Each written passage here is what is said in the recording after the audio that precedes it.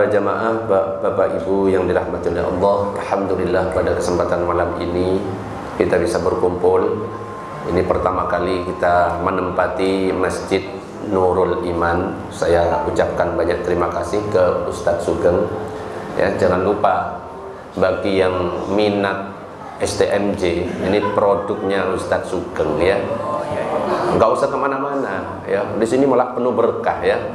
STMJ bisa via Japri, bisa langsung datang gitu ya. Allahumma shalli ala sayyidina Muhammad. Para jamaah, Bapak Ibu yang dirahmati oleh Allah, alhamdulillah sekarang kita ini berada di bulan Dzulhijjah. Bulan Dzulhijjah ini adalah salah satu bulan yang disucikan, diistimewakan oleh Allah. Jadi di samping 4 bulan yang kita ketahui, ya termasuk di dalamnya itu bulan Dzulhijjah. Jadi yang pertama Dzulqa'dah, yang kedua Dzulhijjah, yang ketiga Muharram, yang keempat Rajab. Jadi Dzulhijjah ini adalah salah satu bulan haram, yang mana kalau misalkan kita beribadah di bulan haram ini, pahalanya ini berlipat-lipat dibandingkan dengan bulan-bulan yang lain. Dan kenapa kok diberi nama bulan Dzulhijjah? Dzul itu artinya pemilik, Hijjah itu artinya haji. Jadi kenapa kok diberi nama Dzulhijjah? Itu karena di bulan Dzulhijjah ini umat Islam melaksanakan ibadah haji. Dan amalan-amalan yang bisa kita lakukan di bulan Dzulhijjah itu banyak sekali. Yang pertama, perbanyak amal soleh di bulan Dzulhijjah.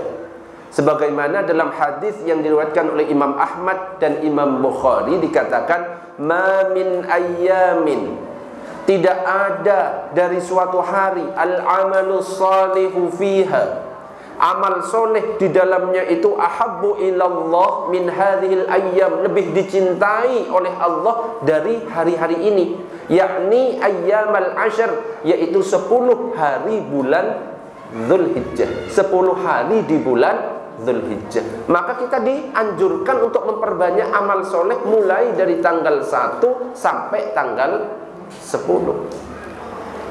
Amalnya bentuknya apa? Boleh terserah, yang penting amal soleh. Zikir boleh, memperbanyak sedekah boleh, berpuasa boleh.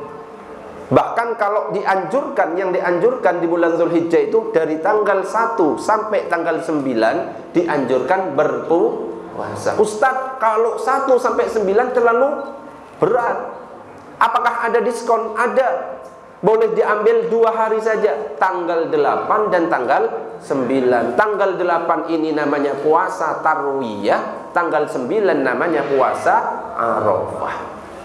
Ustadz, masih berat, ambil 1, yaitu minimal kita berpuasa di tanggal 9 Dzulhijjah, yaitu puasa Arafah. Dikatakan dalam hadis yang diriwayatkan oleh Ibnu Hibban, "Shaumu yaumit tarwiyati kafaratu sanatin", puasa hari tarwiyah tanggal 8 Dzulhijjah itu menghapus dosa 1 tahun.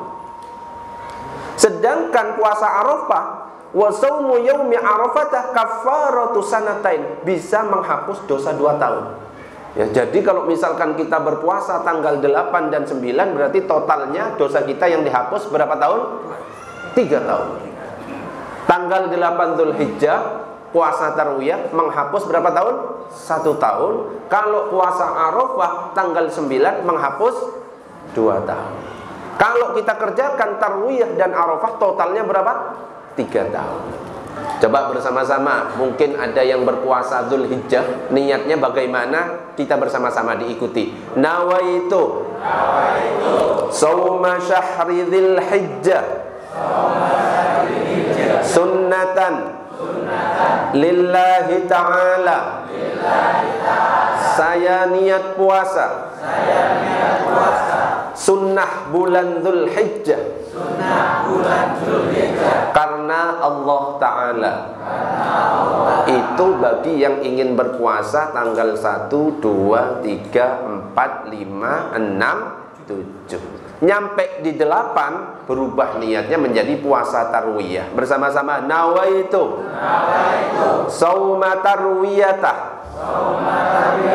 sunnatan lillahi ta'ala. Saya niat puasa sunnah tarwiyah karena Allah Ta'ala. Nyampe di 9 Dzulhijjah niatnya puasa Arafah. Nawaitu sauma Arafata sunnatan lillahi ta'ala. Saya niat puasa sunnah Arafah karena Allah Ta'ala. Nyampe di 10 Dzulhijjah dilarang berpuasa, haram hukumnya. Kenapa? 10 Dzulhijjah itu adalah hari raya Idul Adha. Inna a'tainakal kautsar. Lanjutkan semuanya. Fasholli li rabbika wanhar. Inna syani'aka huwal abtar. Di ayat yang kedua, dirikan solat, yaitu solat Idul Adha, dan berkorbanlah. Ya, jadi kita diperintahkan untuk solat Idul Adha dan kemudian berkorban.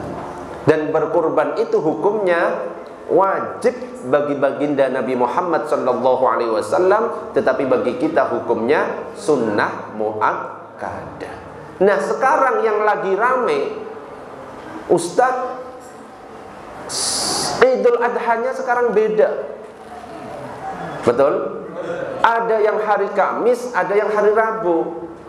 Yang pemerintah mengumumkan 29 Juni. Ya, betul. Tepatnya hari Kamis. Yang Arab Saudi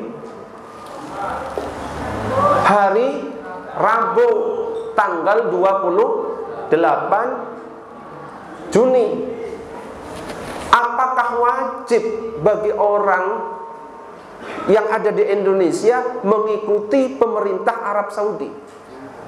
Karena ini berhubungan, nanti sehari sebelumnya ada yang namanya puasa Arafah, betul?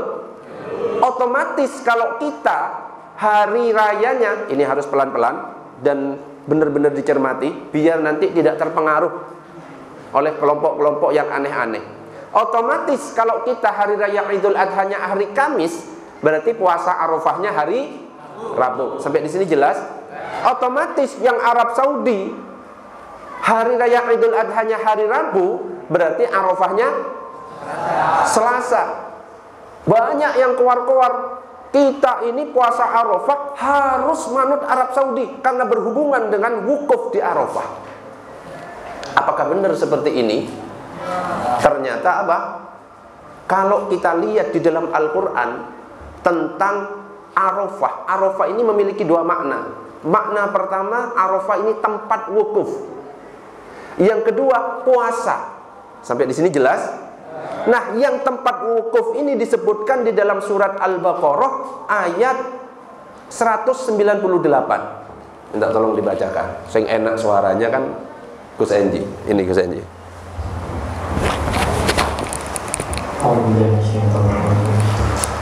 ليس عليكم جناح أن تبتغوا فضلا من ربكم فإذا أفضتم من عرفات فاذكروا الله عند المشعر الحرام. Oke, di sini ada kata فإذا أفضتم من عرفات. Ya, yang artinya apa? Maka apabila kamu telah bertolak dari Arafah. Arafah di sini adalah tempat wukuf dan tulisannya saja beda. Arafah yang tempat wukuf itu tulisannya ain, ro, fa, alif, ta. Taknya bukan tak bulat. Faham sampai di sini? Tak apa ini? Maftuhah, tak titik 2. Ini namanya tempat wukuf Arafah. Beda sudah. Sedangkan yang perintah untuk puasa sunnah Arafah, minta tolong dibacakan lagi hadis. Saumu Saumu yawmin Arafatin يكفر سنتين ماضية ومستقبلا. Nah, di sini beda. Saumu yaumi arafata yukaffiru sanataini madiyatan wa mustaqbalatan. Di sini yang puasa Arafah tulisannya ain ra fa, gak pakai alif, taknya bulat, tak marbutoh. Jadi sudah jelas beda antara tempat wukuf yang dimaksud dengan puasa sunnah, dan tidak ada hubungannya antara puasa Arafah dengan wukuf di Arafah. Kenapa? Puasa Arafah yang 9 Dzulhijjah ternyata sudah disyariatkan dari berbagai riwayat mulai tahun 2 Hijriah. Tahun 2 Hijriah. Sedangkan ibadah haji itu ternyata disyariatkan 10 Hijriah. Sampai di sini sudah ada gambaran. Puasa Arafah disyariatkan pada tahun 2 Hijriah. Ibadah haji 10 Hijriah. Kalau seandainya puasa Arafah ada hubungannya dengan wukuf di Arafah, sedangkan puasa Arafah disyariatkan 2 Hijriah, buat apa Nabi berpuasa? Sedangkan di waktu itu di Arafah kosong, belum ada wukuf. Karena haji baru disyariatkan di tahun 10 Hijriah. Bisa dipahami? Jadi ada waktu itu 2, 3, 4, 5, 6, 7, 8, 9, 10, sekitar 9 tahun Nabi dan para sahabat puasa 9 Dzulhijjah yang disebut puasa Arafah, tapi di situ nggak ada orang wukuf karena haji belum disyariatkan. Bisa dipahami? Jadi nggak ada hubungannya antara puasa Arafah dengan wukuf di Arafah. Maka apakah boleh berbeda? Boleh berbeda. Kita ini menyesuaikan dengan ru'yat hilal di negara masing-masing.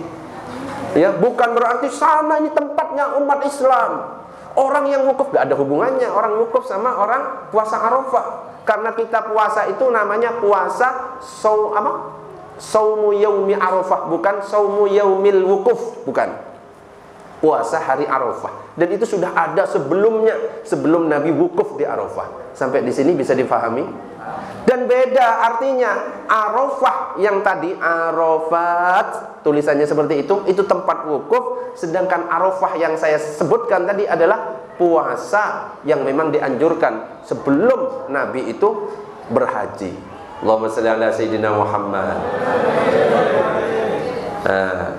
Dan Arafah yang dilakukan puasa sebelum Nabi itu wukuf atau haji itu, karena apa? Sejarahnya itu adalah ketika peristiwa mimpinya Nabi Ibrahim, ketika diperintahkan untuk menyembelih Nabi Ismail. Tepatnya di tanggal 8 Dzulhijjah, Nabi Ibrahim itu bermimpi. Tapi Nabi Ibrahim masih, ini bener enggak ya? Bener apa enggak ya? Faham maksudnya? Jadi Nabi Ibrahim tidak langsung menyembelih, tapi masih mempertimbangkan. Maka bahasa Arabnya tarwiyah. Makanya 8 Dzulhijjah itu namanya puasa tarwiyah. Karena pada waktu itu Nabi Ibrahim masih mempertimbangkan mimpinya. Ini bener enggak dari Allah suruh menyembelih Nabi Ismail? Sampai di sini paham? Ketika 9 Dzulhijjah mimpi, akhirnya yakin bahwa ini adalah wahyu dari Allah, perintah dari Allah untuk menyembelih. Yakin di sini atau taunya Nabi Ibrahim akan mimpinya itu benar dari Allah. Bahasa Arabnya Arafah. Faham sampai di sini? Makanya dikenal dengan puasa Arafah, puasa di mana Nabi Ibrahim itu sudah yakin tahu bahwa mimpinya itu benar-benar berasal dari Allah Subhanahu wa ta'ala. Maka besok harinya di tanggal 10 Dzulhijjah maka dilakukan penyembelihan. Nabi Ismail dibawa, disembelih. Ketika disembelih diganti Nabi Ismail itu dengan gibas jantan bertanduk yang berwarna putih. Dan gibas jantan kok janda sih? Oke, kakian ngelihat janda. Dan gibas jantan bertanduk warna putih itu ternyata kambing gibasnya Habil yang dulu di zaman Nabi Adam dikorbankan, ya. Habil dan Qabil itu berkorban dua-duanya untuk memperebutkan salah satu putrinya Nabi Adam yang bernama Iklimah, cantik jelita. Semuanya merasa paling berhak untuk mendapatkan Iklimah. Akhirnya apa? Oke, yang korbannya diterima oleh Allah, dia yang berhak. Qabil seorang petani, menyiapkan hasil pertanian tapi yang buruk. Habil seorang peternak, menyiapkan ternaknya yang paling bagus, yaitu kambing gibas jantan warna putih bertanduk. Ternyata yang diterima adalah kambingnya Habil, disimpan oleh Allah di langit, diturunkan saat Nabi Ibrahim mau menyembelih Nabi Ismail, itulah sebagai penggantinya. Sampai di sini bisa difahami? Allahumma shalli ala sayyidina Muhammad. Jadi ketika pemerintah sudah memutuskan bahwa 29 Juni hari Kamis itu hari Idul Adha, maka ikuti, ya, bukan mengikuti Arab Saudi. Kalau mengikuti Arab Saudi harus konsisten. Sholat subuh ikut Arab Saudi. Sholat subuh Arab Saudi itu jam 10 di sini. Oh, bukan cuma wukuf Arafah Dzulhijjah 10 Dzulhijjah, bukan. Kalau memang konsisten ikuti semuanya. Paham? Maghrib itu jam 10 di sini. Ya, selisihnya 4 jam. Sholat Jumat misalkan, ya, di sini jam 4. Ya, ada orang nggak sholat. Loh, kok belum sholat? Di Mekah belum sholat Jumat. Wah, iki wes kacau. Ya, aneh, ya. Makanya kita tetap, ya, tadi yang nanya itu Pak Munas. Mana Pak Munas? Sudah paham? Ojo takbiran duluan lah ya Al-Madinah. Nek takbiran tak blacklist iki sesat tak ngonokan ya. Ojo takbiran, tapi enggak apa-apa bagi yang takbiran hari Selasa, hari Rabu, enggak apa-apa monggo, tapi khusus Al-Anwar tetap mengikuti pemerintah. Seandainya pemerintah salah, yang nanggung pemerintah. Sudah selesai. Kalau pemerintah ikuti Al-Anwar enggak bisa. Al-Anwar diikuti pemerintah. Iya, pasti enggak iso. Kita manut pemerintah. Kenapa? Atiullah wa atiur rasul wa ulil amri minkum. Taat kepada Allah, taat kepada Rasul dan ulil amri, yaitu pemerintah kita. Allahumma shalli ala sayyidina Muhammad. Banyak soalnya sekarang sudah broadcast yang bilang haram-haram, nggak usah terpengaruh ya. Itu biasanya yang nge-broadcast itu salah satunya adalah tokohnya HTI. Pernah saya undang di Masjid Syukri Adenan. Yang bawa itu ya salah satu takmir, tapi akhirnya saya tahu, akhirnya nggak tak suruh ngisi lagi. Namanya itu nggak usah tak sebutkan. Inisialnya MSA. Loh, iya sama. MSA, bukan Masjid Syukri Adenan. Yang nge-share yang di-share sama Pak Munas itu, MSA. Enggak tak sebutkan siapa itu. Muhammad Siddiq Al-Jawi gitu ya, enggak tak sebutkan biar enggak ketahuan. Ya. Wes, Allahumma shalli ala sayyidina Muhammad. Ada pertanyaan sampai di sini? Oke, monggo pertanyaan. Pertanyaan, silahkan. Ya, siapa? Fauzan. Pakai mic Zan.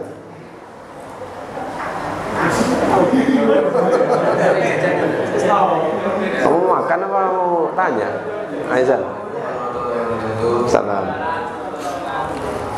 Jadi saya mau tanya Ustaz, kan puasa Arafah kan pahalanya itu kira-kiranya 1 tahun apa sebelum sama 1 tahun sesudah diampuni dosanya. Nah itu maksudnya 1 tahun yang akan datang itu apakah kalau misalnya kita melakukan dosa bakalan terus diampuni atau bakalan gimana Ustaz? Iya. Jadi kalau puasa Arafah akan diampuni, salah satu fadilahnya, keutamaannya diampuni dosa yang lalu 1 tahun, terus 1 tahun kemudian diampuni juga. Maksudnya apa? Saya tanya dulu, itu dosa besar atau dosa kecil? Dosa kecil, ya. Oh, misalkan Pak Legimin habis berzina puasa Arafah, nggak bisa, ya, nggak bisa. Enak aja Pak Legimin habis zina terus puasa Arafah sama puasa Tarwiyah, nggak bisa. Itu puasa, kok puasa? Misal bukan Pak Legimin, Bu Legimin ada? Oh, rajin ini Pak Legimin sama Bu Legimin ini dari Sukodono selalu romantis. Dari 5 tahun yang lalu tetap romantis, ya. Saumpama ya Bu Legimin ya, nanti WA marah-marah, ya. Seumpama Pak Legimin berzina habis itu puasa Arafah, nggak bisa. Jadi yang hilang itu adalah puasa sunnah. Kok puasa sunnah? Yang hilang itu adalah dosa kecil, ya. Dosa kecil. Nah, Ustaz, apa gunanya kalau saya punya dosa besar? Siapa tahu kalau dosa kecil kita sudah hilang, dosa besarnya dikit-dikit minimal ada keringanan. Dikit-dikit, gini ya. Nah, sekarang Fauzan nanya, itu maksudnya 1 tahun yang akan datang itu wis diampuni Ustaz. Saya misalkan melakukan maksiat. Bukan itu maksudnya. Minimal setahun ke depan kita akan dijauhkan dari dosa-dosa itu. Jadi kita digerakkan oleh Allah untuk tidak melakukan dosa. Kalau ternyata selama 1 tahun kok masih melakukan dosa, berarti ada masalah dengan puasanya, saya kurang pas. Ibaratnya orang lagi sholat, sholat ini kan tujuannya apa? Inna sholata tanha anil fahsya'i wal munkar. Sholat itu bisa mencegah perbuatan keji dan mungkar. Tapi masih banyak orang yang sholat, tapi apa? Masih melakukan perbuatan keji dan mungkar. Berarti ada yang salah dengan orang itu, cara sholatnya. Cara sholatnya yang salah, bukan ayat Al-Qur'annya yang salah, tapi cara sholatnya. Mungkin ya syarat dan rukunnya belum terpenuhi, kekhusukannya belum ada, dan lain sebagainya. Ada pertanyaan yang lain? Silakan. Ya, Bu Ais. Bu Ais apa Mbak Fira ya?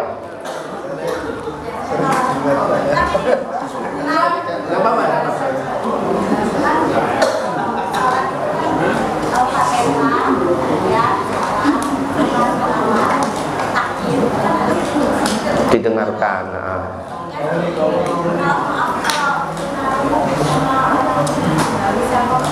Orang yang tidak bisa ngomong. Ada di dalam sholat itu yang kita kenal dengan rukun qauli. Rukun qauli ini ada 5. 1, takbiratul ihram. 2, surat Al-Fatihah. 3, apa?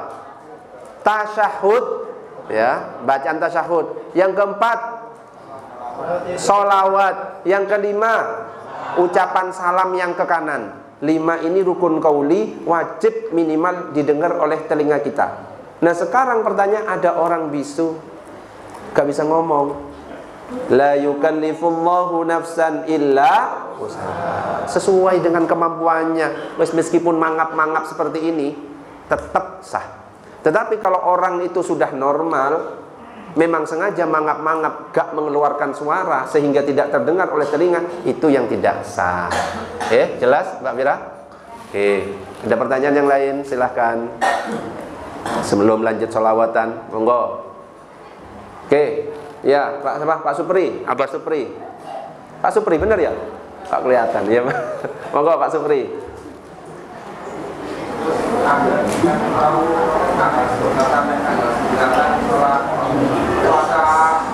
Arafah.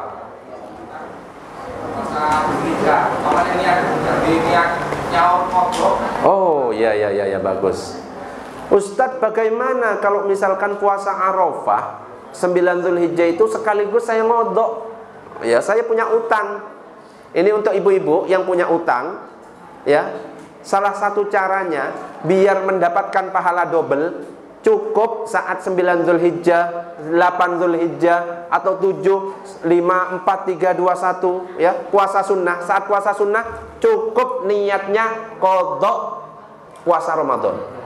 Cukup niat satu saja, itu otomatis. Kalau misalkan mengkodoknya itu pas barengan dengan puasa Zulhijjah, 9 Zulhijjah, 8 Zulhijjah, atau Muharram, atau Senin Kamis, maka otomatis yang sunnah itu akan mengikuti. Ya, jadi bisa mengikuti, langsung niatnya kodok. Ya, jadi langsung saya kodok Ramadan, dilakukan di tanggal 9 Zulhijjah, otomatis terbayar, otomatis dapat puasa Arafah. Itu untuk ibu-ibu bisa dipraktekkan. Oke, ada pertanyaan yang lain? Ada? Saya kan pernah nazar puasa. Nazar. Berarti jadi wajib. Pernah nazar puasa berapa bulan? 1 bulan. Makanya ojo aneh-aneh ya, nazar kok 1 bulan. Apakah wajib? Wajib. Jadi sesuatu Jika saya laksanakan, apakah yang puasa wajib saya yang mukal-mukal dulu itu sudah terbayar? Ngawur ae. Ya, ini pertanyaan bagus ini ya. Pak Freddy, nazar kalau misalkan saya gini-gini ini hajat saya terkabul, saya akan puasa 1 bulan. Yang awalnya hukumnya sunnah jadi wajib. Terus nanya, apakah saya dulu yang pernah mukil lantas terbayar Ustaz? Tidak, ya. Beda, puasa nadar ya puasa nadar. Yang mukil ya beda, itu harus diqodho sendiri, ya. Jadi nggak usah nadar-nadar biar nggak menyusahkan diri sendiri. Saya kalau misalkan lulus diterima di universitas ternama, saya akan iktikaf ya di Masjidil Haram. Wes susah itu, harus berangkat itu kalau kayak gini. Kalau cuma di Masjid Al-Akbar bisa dilakukan di MSA, di Baitur Rahman, di Nurul Iman masih bisa. Oke, ada pertanyaan yang lain, silakan. Sudah nggak ada? Ya, Pak Herman. Ustaz, pada saat kita dengar riwayat yang ada WTS itu Ustaz? Ada apanya? WTS. WTS. Wanita tunasusila. Yang dia ngasih minum anjing itu. Itu dia langsung masuk surga kan gitu bunyinya. Nah itu karena memang lebih karena welas asih dan keikhlasan. Seandainya sebelumnya tidak melakukan syariat, masuk surga karena faktor 2 itu, adanya welas asih dan keikhlasan, itu memang masuk belum atau tetap ada rentetan tata itu? Ya, ada apa istilahnya? Kok WTS ya? Bukan WTS. Apa? PSK. Wanita tunasusila, perempuan pekerja seks. Ya itulah orang yang ahli zina gitu ya. Pezina ternyata ngasih minum anjing yang kehausan. Ternyata diberitakan masuk surga. Jangan dilihat ceritanya seperti ini. Pezina ngasih minum anjing masuk surga. Ya wes, saya tak ngikut jadi pezina ngasih minum anjing masuk surga. Enggak. Ini yang harus diambil ya. Yang harus diambil di situ adalah poinnya bahwa sebesar apapun dosanya, ya, sebesar apapun dosanya, kalau misalkan orang itu pengasih kepada binatang, itu kepada binatang, apalagi kepada sesama manusia, maka Allah akan mengasihi dia. Salah satunya apa? Memberikan rahmat, yang mana rahmat itu adalah kunci kita masuk surga. Bukan dilihat PSK-nya itu Pak Herman, tapi apa? Kemahakasihannya Allah, maha pengasih dan penyayangnya Allah sampai seperti itu. Itu simpulannya gitu ya. Kadang saya akan mikir gini, WTS PSK itu kan di masyarakat kan notabene hitam. Terus anjing, air liurnya kan najis. Najis ketemu hitam, itu kan barang yang memang hitam banget. Tetapi pada saat peristiwa itu, mengapa sih Allah kok langsung itu masuk surga sebagai hikmah? Akhirnya saya berpikir gini, oh ternyata walau dalam dirinya ada welas asih dan keikhlasan, itu menjadi bisa luar biasa itu. Salah satunya itu, salah lainnya apa? Salah lainnya bahwa itu menunjukkan masuknya surga seseorang bukan karena amalnya. Pak Herman mau sholat 5 waktu istiqomah di masjid gak ulang-ulang, belum tentu masuk surga gara amal itu. Allah ini menunjukkan bukan karena amal, bukan amal yang membuatmu masuk ke dalam surga, tapi rahmat Allah. Yaitu akhirnya salah satu contohnya. Bahkan Imam Ghazali pernah diceritakan, dimimpikan oleh seseorang. Imam Ghazali itu ditanyakan, apa yang Allah perbuat kepadamu? Apakah Allah memperlakukan baik? Apakah engkau masuk surga gara-gara karyamu yang banyak, ibadahmu yang banyak? Tidak. Ternyata gak direken sama sekali sama Allah. Tulisan saya, amal ibadah saya selama di dunia gak dilihat oleh Allah. Ternyata saya dimasukkan ke surga itu karena apa? Suatu hari saya pernah nulis. Dulu di zaman dahulu itu kalau nulis tintanya itu kan pisah ya, dicelup. Waktu saya nulis tiba-tiba ada lalat minum. Saya menghentikan tulisan saya karena saya kasihan biar kenyang. Gara-gara itu kasihan saya kepada lalat, itu yang membuat saya diterima amal ibadah dan masuk ke dalam surga. Itu dalam mimpinya. Seperti itu.